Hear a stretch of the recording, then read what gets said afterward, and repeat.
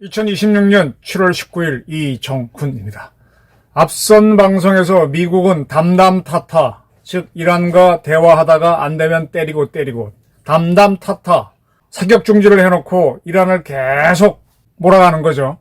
그래서 결국은 이란에서 민주혁명이 나도록 유도하고 있다. 그런데 대한민국 언론은 트럼프를 우스운 존재로 조롱하고 있다라고 봤습니다.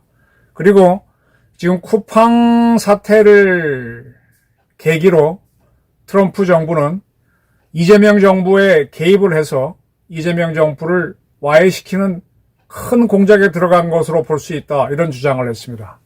그 연장선에서 지금 트럼프는 이란을 교묘하게 삼고 있고 또 일본을 풀어서 중국을 견제한다라는 해석을 하고자 합니다. 지금 이재명 정부는 까딱하다가는 낙동강 오리알이 됩니다. 우선 보도부터 정리를 하겠습니다. 지금 일본에서는 상당히 안보 문제 논의가 많습니다. 그 중에 굉장히 궁금해하는 게 비핵 3원칙 폐기 문제입니다.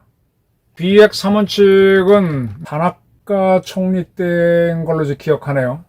그때 이제 일본이 뭘 추진하는가 하면은 오키나와가 미군이 점령하고 있었어요.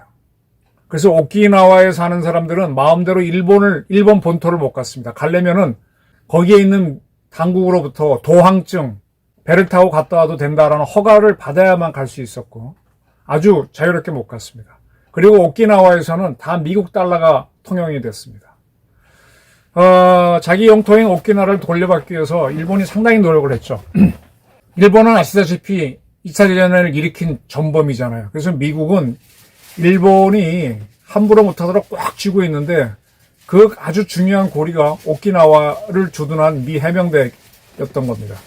그래서 이제 오키나와를 돌려받기 위해서 상당한 노력을 하는데 그런 노력 중에 하나가 뭐였는가 하면은 일본은 핵을 보유하지도 사용하지도 제조하지도 반입하지도 않겠다라는 비핵 3원칙을 선포합니다.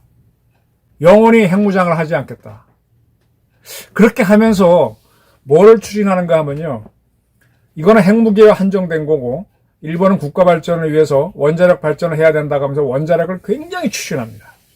이거는 박정희 대통령이 70년대 한 거랑 상당히 비슷하죠. 60년대에 이렇게 했습니다. 그래서 일본은 순식간에 세계 3위의 원자력 대국이 됐고요. 그리고 미국의 핵무기를 일본에서 다 없애버렸습니다. 근데 그때 굉장히 궁금했던 게 당시 이제 미국의 핵추진 항공모함 엔터프라이즈호가 7함대에 있었어요. 7함대가 처음에는 필리핀에 기지를 뒀었는데 필리핀이 미군 나가라 그래가지고 이게 이제 일본 사세보로 왔죠. 일본 요코스카로 왔죠. 그래서 핵추진 항공모함이 일본에 들어오는 게 비핵 3원칙에 어긋나는 거 아니냐 그런데 들어왔습니다. 지금도 니미츠급 핵추진 항공모함은 일본의 요코스카를 여전히 기지로 쓰고 있습니다.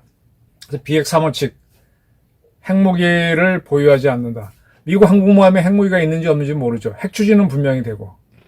그래서 어쨌든 그런 상태인데 그 일본은 이 하여간 비핵 3원칙을 철저하게 지켰습니다. 이거를 본떠서 1990년대 노태우 정부가 한반도 비핵화 선언을 하죠. 북한의 핵무장을 막기 위해서 남북이 모두 비핵화 선언을 하라고 해서 했습니다. 그런데 북한은 그걸 깨고 지금 수소폭탄까지 핵실험 6차까지 했죠. 근데 우리는 아무 핵무기가 없습니다. 그리고 나서 우리도 지금 비핵화 원칙이 이미 무너졌으니 비핵화 선언을 깨자라는 주장이 있는데 지금 아무 얘기가 없는 게 이재명 정권입니다. 근데 이재명 정권은 대통령은 특이하게 트럼프를 만났을 때 한국이 핵 추진 공격 원잠을 갖게 해달라 그래서 동의를 받아냈습니다. 그건 우리 이야기고요. 지금 일본에서는 어쨌든 이 비핵 3원칙을 누가 깨자 그러는가 하면 앞서서 일본의 방위상 옛날에 일본 총리했던 고이즈미의 둘째 아들인가 그 친구가 지금 일본 TV에 나와서 공개적으로 이야기를 하고 있습니다. 그러면서 예로 듣는 게 지금 러시아가 우크라이나를 침공하니까 지금 1991년에 냉전이 끝나면서 미국이 유럽에 배치했던 핵무기를 떼겠다 그랬죠. 그러나 그때 이제 몇 나라, 핵이 없는 독일 이런 나라들은 그건 안 된다라고 막 하면서 5개 나라가는 미국과 핵 공유 협정을 맺었습니다. 즉 미국이 핵을 배치해야 된다라고 해서 배치를 하고 있습니다. 그럼 나머지 국가들은 핵을 뺐는데 그 나머지 국가들이 지금 러시아의 침공을 받을까 상당히 두려워해요. 그러니까 미국은 다시 핵을 배치 안 했으니까 프랑스한테 얘기해서 프랑스의 해구산을 제공받기로 했습니다. 그리고 지금 핀란드는 바로 이제 러시아랑 붙어 있잖아요. 북쪽에. 그래서 나토에 가입하면서 미국의 핵무기를 자국에 배치해도 좋다. 이런 제안들을 하고 있습니다. 굉장히 이제 세계가 지금 불안해져 가는 거죠. 이거를 거론하면서 지금 일본도 비핵 3원칙을 깨고 일본 내에 쉽게 말하면 미국 핵무기를 배치할 수 있어야 된다. 이런 쪽으로 여론을 일으키고 있는 겁니다. 아주 흥미로운 건요. 지금 일본 총리인 다카이치도 자민당 정무조사회장 시절 비핵 3원칙을 재검토해야 된다고 주장한 적이 있습니다. 지금 일본에서는 이 비핵 3원칙을 깨자는 것과 더불어 더 크게 화제가 되고 있는 것은 2022년 일본 기시다 총리가 있었죠. 2022년 12월 16일 뭘 이야기했는가 하면 일본 국가안전보장전략이라고 하는 문서, 일본 국가방위전략이라고 하는 문서, 그리고 일본 방위력 정비계획이라고 하는 문서 3가지를 만들었는데 이것을 개정하겠다라고 지금 추진하고 있습니다. 대한민국을 지킬 때는 대한민국을 지키는 국가안전보장 전략을 세우고 똑같아요. 안전에는요, 국방력, 국정원이 참여하는 정보력, 그 다음에 외교력, 그 다음에 무역을 통한 것도 있죠. 무역 다 포함해서 어떻게 대한민국의 안보를 지킬까를 하는 게 안보 전략을 만들고요. 일본도, 미국도 다 똑같아요. 그 다음에 이제 가장 핵심이 군이니까 군이 어떻게 한국을 지키느냐 하는 한국 방위 전략을 세우는데 일본도 국가 방위 전략을 그때 만든 겁니다. 그 국가 방위 전략을 세우고 나면은 어떠한 무기와 어떤 군대를 만들어 싸울 것인가를 만들어야죠. 그래서 방위력 정비 계획을 만듭니다. 제가 이재명 정권이 정신 나간 정권이고 국군사관학교 통합한다는 건 바보짓이라고 하는 게 지금 우리의 적은 이북이죠. 그 이북이 어떻게 우리를 위협하니까 우리가 살기 위해서 우리의 외교정책, 통일부의 정책, 국방부의 정책, 국정원의 움직임을 딱 만드는 안보 전략을 만들고 그중에 핵심이 우리 군은 어떻게 육해공군을 편성하고 부대를 만들 것인가를 결정하고 그에 따라 사관학교를 어떻게 할지도 판단해야 되고 그리고 우리는 어떤 무기를 갖춰 나갈지 이렇게 하면서 준비해 나가야 돼요. 근데 이재명 정권은 이러한 거 없이 국방개혁의 핵심이라면서 사관학교 통합을 하고 있으니 너는 지금 북을 적으로 보는 거니? 친구로 보는 거니? 그럼 북은 그렇다 치고 중국은 어떻게 보니? 모든 게 개판이죠.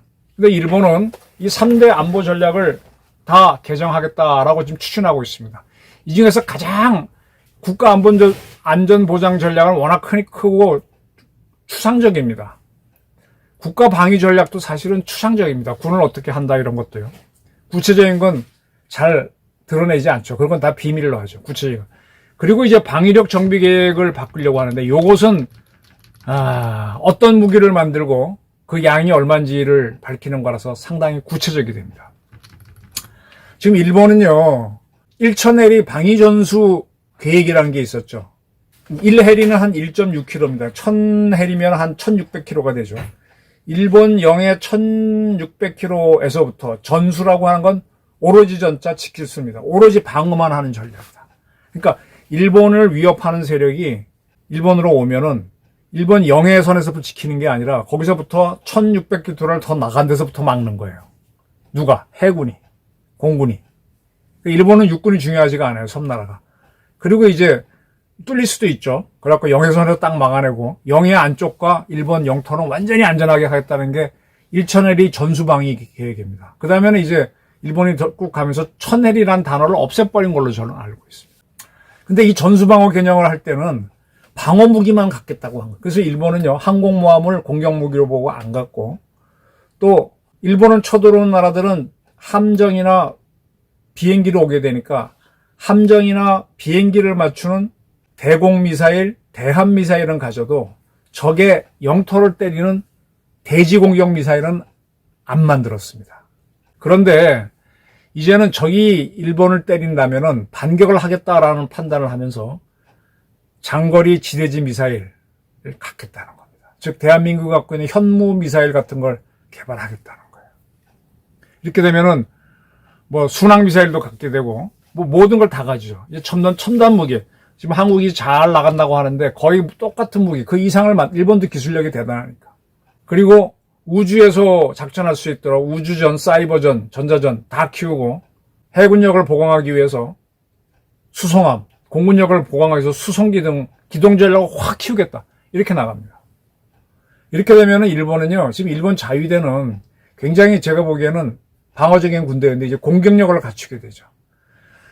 일본 헌법은 일본이 군대를 가질 수 없다라고 되어 있습니다. 일본 방어는 미군이 책임지게 되죠. 그런데 미국이 일본과 방위 조약을 맺어가지고 안보 조약을 맺어서 미국이 일본을 지키는데 일본은 거들어야 되니까 그 거드는 조직으로 자위대를 만들어라 그래서 만든 게 자위대입니다. 자위대는 미군을 보조하는 건데 근데 일본은 스스로가 일천해리 전수방위하면서 방어용 무기로 보일 수 있는 무기만 가졌어요. 영토를 떼이는 지대지 미사일이나 항공모함은 안 가졌는데 이제는 그걸 다 풀어서 갖겠다는 거죠. 그러면서 여전히 아마 미군을 보조하는 역할은 헌법을 안 바꿨으니까 그대로 유지할 겁니다.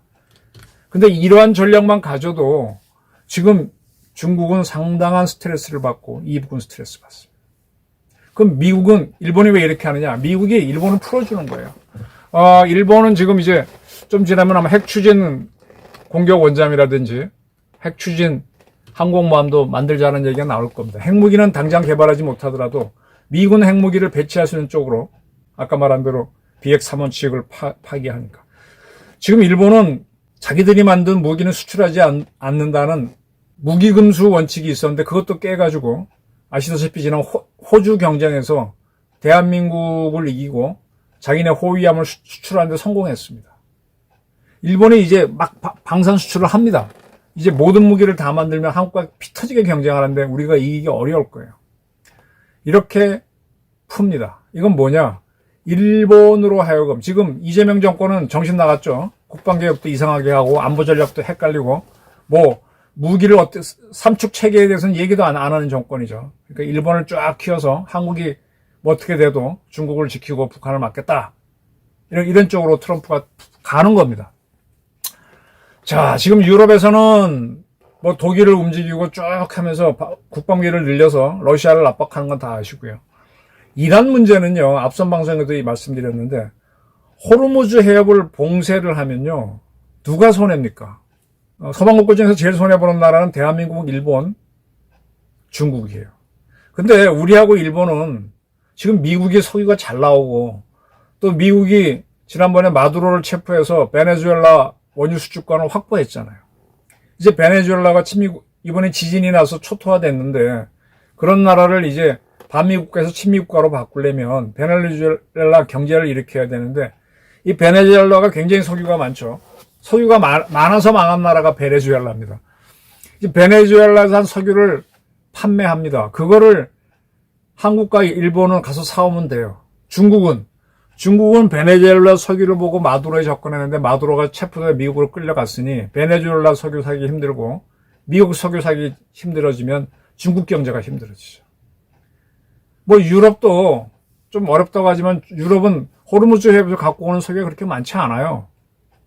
그들도 뭐 미국에서 사거나 그전에는 러시아에서 사는데 러시아에서 사는 걸 지금 미국이 차단했으니까 미국 거 사거나 뭐 베네수엘라 거 사면 그럭저럭 버틸 겁니다. 또 아프리카 것도 있고. 그러니까 이제 중국이 문제죠. 러시아는 자기네가 원유 수출국이니까 석유는 있어요. 그리고 또 누가 문제가 되느냐 하면은 이란입니다. 이란은 호르무즈 해협을 통해서 석유를 수출해야 되는데 거기가 자기네가 막아버리면 미국도 막죠. 그럼 수출 못해요. 그리고 못하는 나라가 카타르하고 바레인하고 이라크입니다. 쿠웨이트하고. 사우디아라비아하고 UAE는 호르무즈 해협 통과하지 않고 수출하는 방법이 좀 있어요.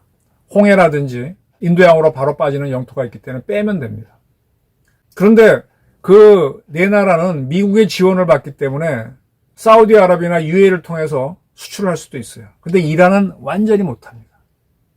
지금 이란이 저렇게 자해 행위를 하는 건데 한국 언론은 미국이 큰 타격을 받는 줄 알고 호들갑을 떨고 있어요. 우리는 좀 타격받죠. 그러나 우리도 결국은 미국 거 사고 베네수엘라 거 사면은 그럭저럭 넘어갑니다. 좀 아쉬운 건 있지만. 제일 스트레스 받는 거는 중국하고 진짜는 이란입니다. 우리나라 언론이 뭘 헛짓고 있어요.